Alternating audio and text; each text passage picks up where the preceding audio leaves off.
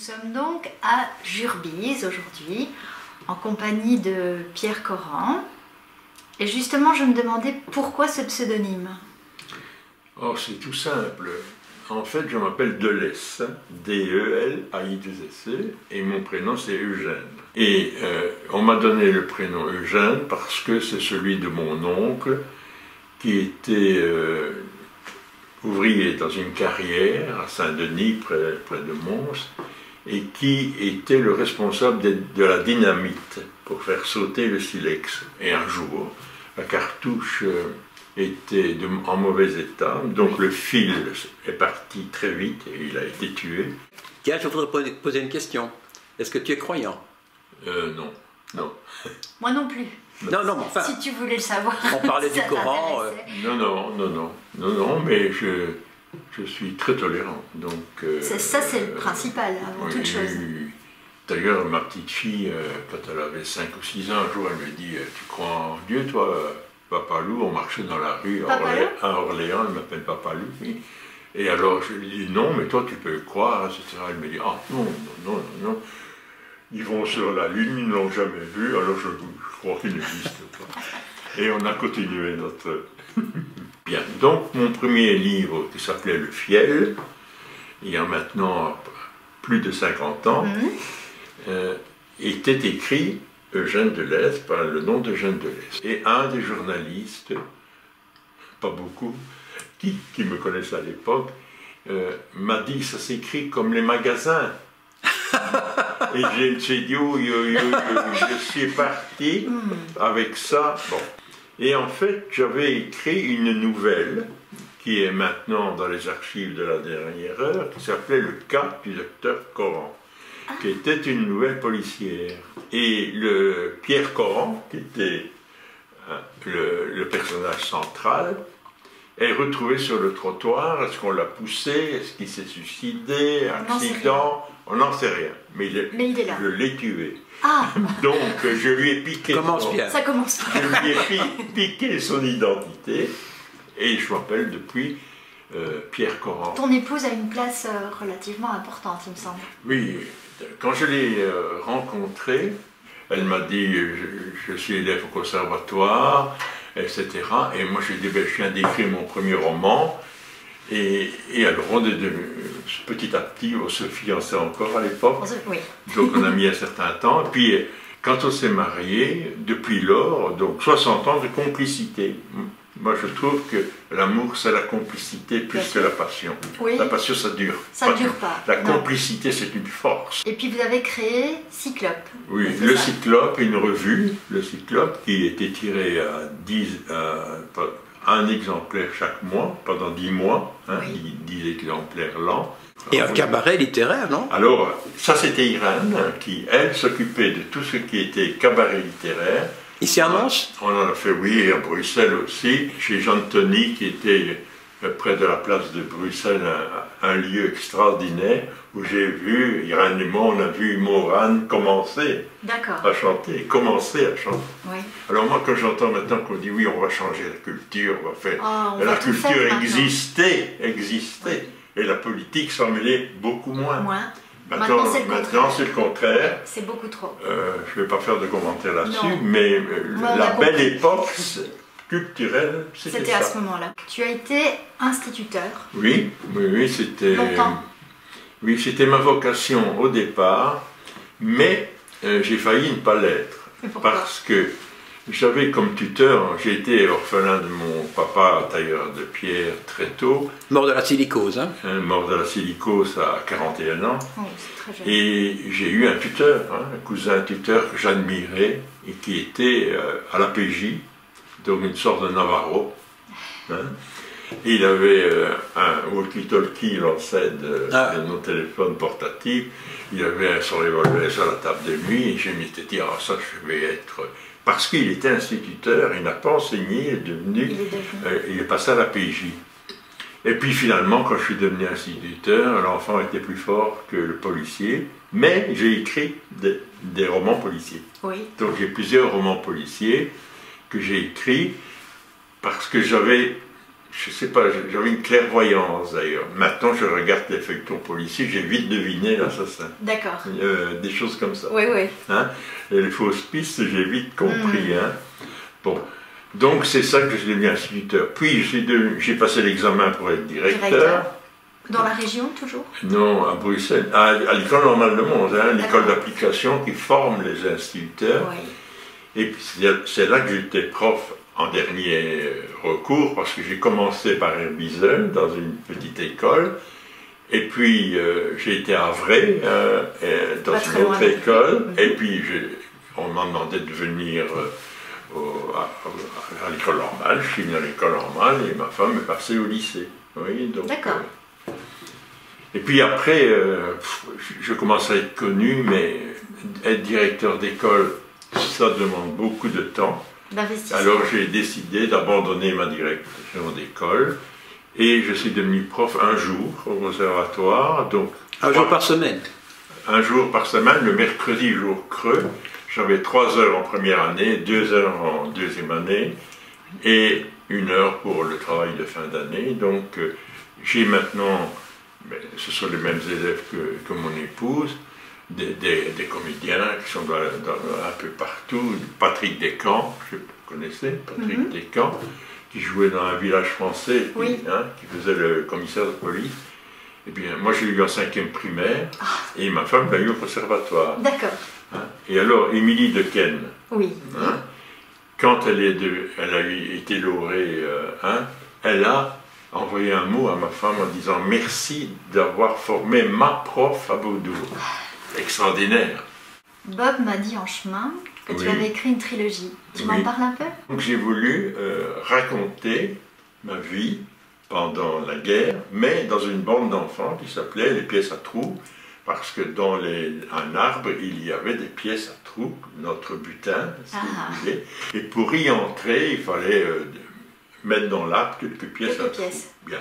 Donc on jouait aux résistants et pas à la guerre. Donc on jouait aux résistants, les Allemands arrivaient avec leurs camions, on changeait les flèches pour les faire arriver dans un cul-de-sac.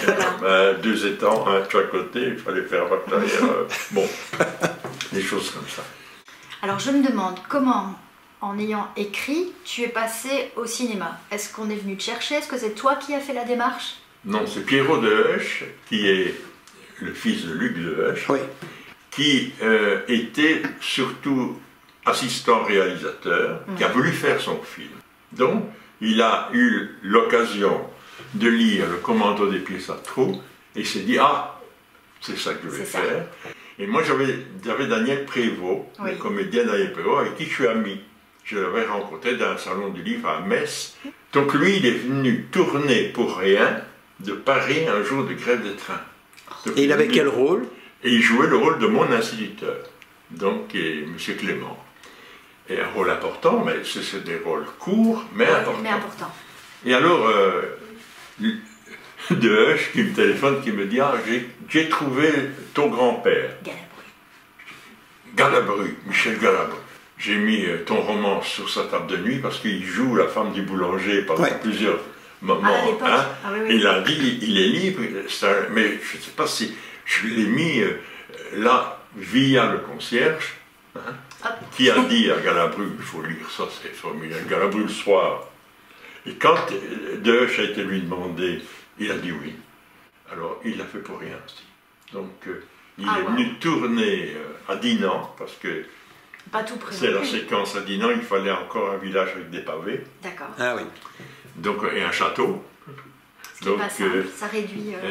ah oui, et du coup, le film est un film professionnel, très bien fait, qui est passé à la télé plusieurs fois, et qui me sert lorsque je fais mes animations. Malheureusement, le livre maintenant est épuisé, mais il s'est vendu à beaucoup d'exemplaires.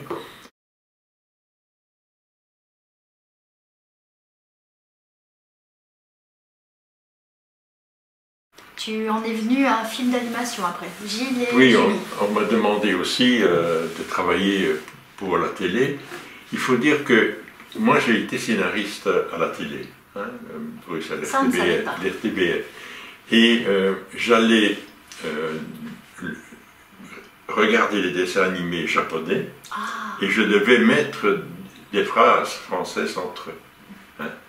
Et un jour, on me dit, Pierre, tu ne veux pas aller avec un gars qui a une marionnette comme ça à la buvette? Je dis, ben oui, va lui dire qu'on n'a pas de boulot pour lui, etc. Je vais, j'arrive là, et le monsieur me dit, je suis instituteur. Je dis, ah bon, moi j'étais aussi instituteur. Et tout d'un coup, il me vient un flash, je dis, ne bougez pas. Je ne lui dis pas pourquoi je suis venu. Oui. Je retourne voir la directrice, je dis pourquoi ce que j'ai écrit, c'est pas sa marionnette qui le dit, plutôt une voix off. bien sûr. Ce serait formidable. Tataillé. C'est pas vrai. Ben si, je suis le découvreur de Tataillé. Ah bon? Donc c'est toi qui as créé... Tataillé est venu à la télévision grâce à moi. Ça non Oui, plus, mais on ne savait pas. la personne que tu avais vue, c'était Ben, c'était l'animateur de Tataillé. Je ne sais de plus son Genève, nom. c'est ça, hein? Oui. De Genève. Voilà. Ah oui, oui. Et Gilles et Julie, qui sont aussi un dessin animé. Là, en tout des dessins animés, j'en ai fait une centaine. Hein, Ah d'accord, une quand centaine. même. Et les Gilles et Julie, ça durait 7-8 minutes. Hein, ça m'a permis aussi de m'habituer à travailler sur les scénarios et tout. Voilà, je crois qu'il ne manque plus que le gruyère. Voilà, on peut commencer. Oh, tu as invité quelqu'un? Non. Allons voir. Bonjour. Oh, bonjour, Liz. Je suis un petit peu ennuyée. Demain à l'école, chacun doit préparer un plat.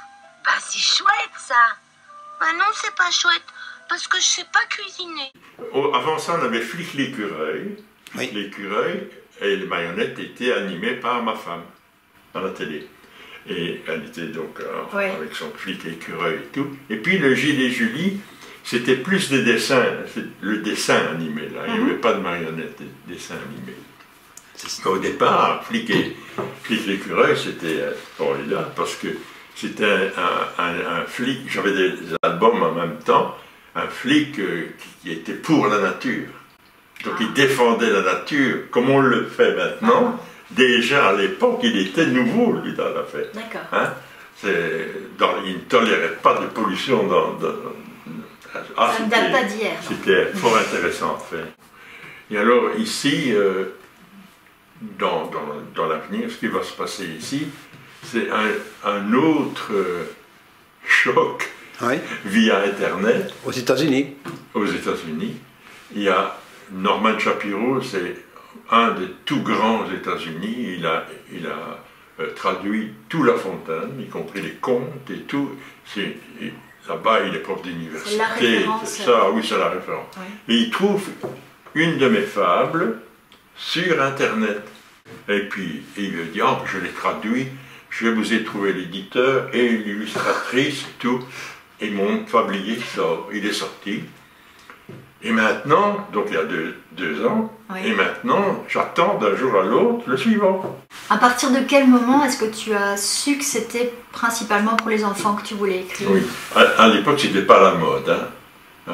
En point de vue poésie, il y avait Maurice Carême qui a C'est fait vrai. beaucoup, parce qu'avec sa femme qui était institutrice aussi, Aussi. Catherine, c'est elle d'ailleurs qui l'a amené à ça.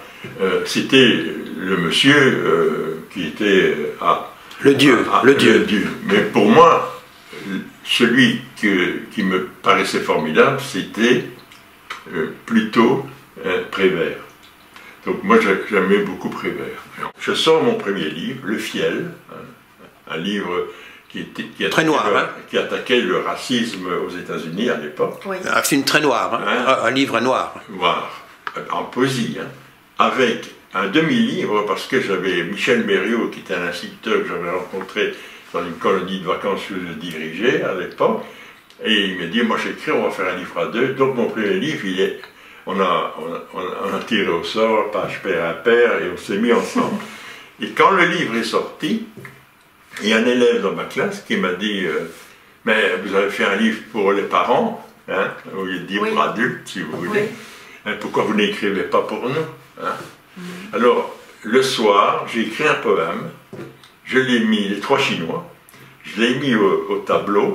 Ils ont dit, oui, c'est pas mal, mais il faudra en faire d'autres. Alors, les trois Chinois, ça existe toujours sur un livre, hein. J'en ai fait 2, 3, 8, 9, 10. Et ça me plaisait bien, alors je suis devenu écrivain pour enfants. Voilà. Mais c'était très mal vu à l'époque. On disait, oh, lui, il écrit pour enfants. Ah, c'était...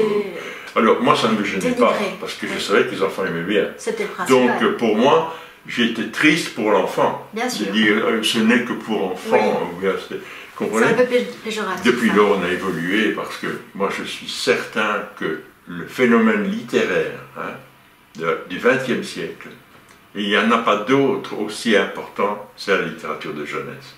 Oui, mais j'ai commencé par éditer moi-même mes livres, Oui. Cyclope. le Cyclope, dans le cadre de ma revue, j'avais une maison d'édition aussi, et je sortais mes livres chez un imprimeur qui s'appelait Dieu. Ah, ça ne s'invente pas. Le bon Dieu. Hein, Le bon Dieu. Dieu. Le bon, bah celui-là, oui, il devait l'être. Et alors, donc c'était un très bon imprimeur, c'était formidable.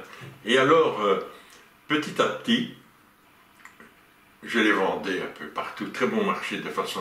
Et puis je récupérais mon argent, je sortais un autre. Et puis Casterman m'a fait confiance. Donc j'ai créé à ce moment-là un compte chez Casterman. C'était d'abord Casterman. Oui, Casterman, avec beaucoup de livres, j'ai beaucoup de livres maintenant, évidemment ils ont été rachetés aussi, donc tout ça se perd un peu partout. Oui, mais après vous êtes passé Mais chez Casterman- Grasset, chez Hachette, chez Oui, Mijat. mais chez- Casterman était une maison formidable, formidable. Et puis petit à petit, mon nom, c'est avec Jaffabule, que j'ai sorti, parce que j'ai gagné un prix formidable, et du coup, donc je rêvais d'être dans le livre de poche, comme Oui. Prévert. J'avais dit à mon prof en 4e normale, je serai un jour dans le livre de poche, il m'a dit, tu te calmes, tu te calmes. Eh bien... De l'Est, à l'époque, tu te calmes de l'Est. Ah oui, Tu te oui. calmes. Et puis finalement, j'envoie un concours qui se faisait dans le cadre de la création de la Fureur de lire. Mhm. Oui, oui, oui. C'était en 89, décembre 89, à cette époque-ci. Et il y avait Jacques Lang qui avait créé ça, etc. Et puis, j'envoie mon livre Jaffabule. Mais il fallait l'envoyer en cachant le nom de l'auteur. Ah, Donc, oui, de façon à ce que ça reste voilà, retrait. Oui. voilà. Et alors, les mois se passent, et puis je reçois une lettre en disant il y avait 421 manuscrits, vous êtes dans les 14 derniers. Premiers, les 14 premiers.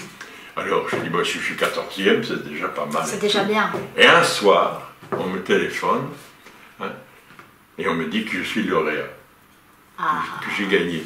Avec Jaffabule. Avec Jaffabule. Au début, je ne le crois pas. Je crois que c'est un ami qui travaillait à la RTBF, qui faisait des blagues. Et alors je lui ai dit, oui, ça va Jacques.